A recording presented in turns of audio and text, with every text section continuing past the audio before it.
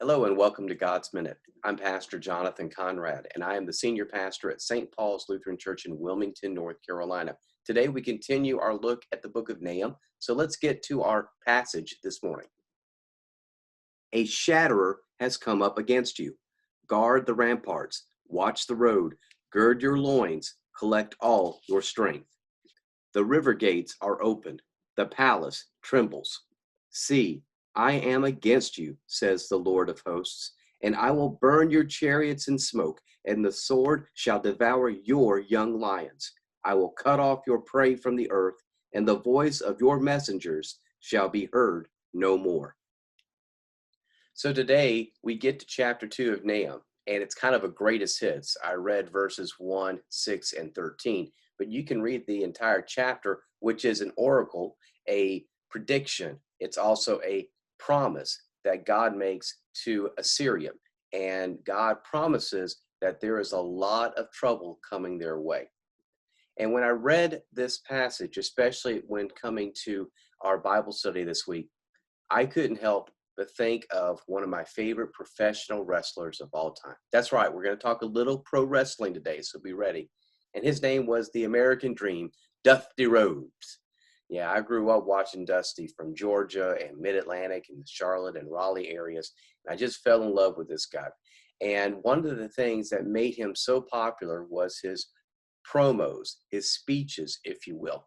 And I still remember one particular one he made way back in 1980 when his, at that time, ally, friend, Ole Anderson, turned against him and helped the bad guys beat him to a pulp.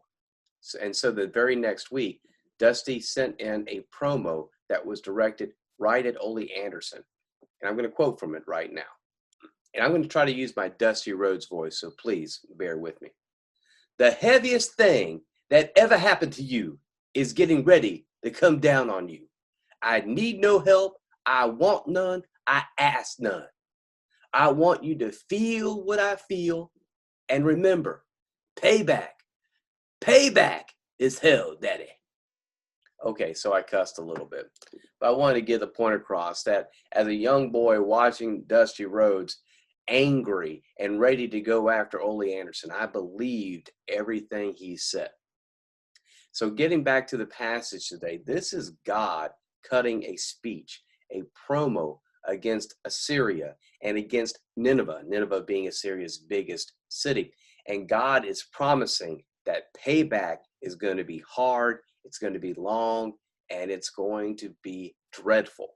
And everything that Assyria has done to Israel and other cities and other countries is going to be paid back to them twofold. And so if I'm in Assyria hearing these oracles, I would be shaking in my boots because this is God talking. And when God says, I am against you, I'd rather not be on that other side. I don't know about you.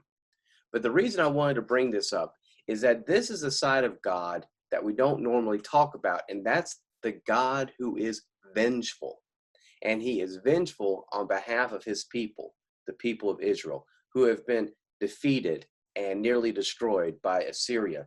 And God has made it known that the hurt is going to be returned.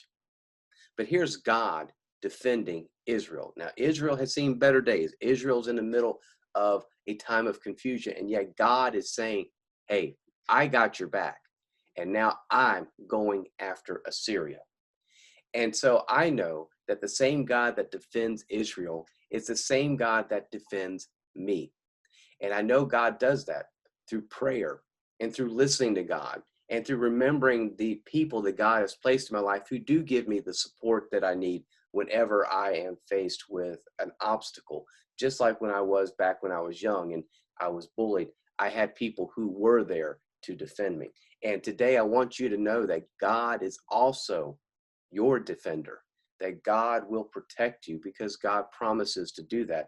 And I want you to think about the people God has placed in your life, those who come to your defense, those who offer you their love and their assistance. And remember that God does not leave you alone. Thank you very much for listening today. I hope you have a good day, and I will see you tomorrow for another edition of God's Minute. You take care, and God bless.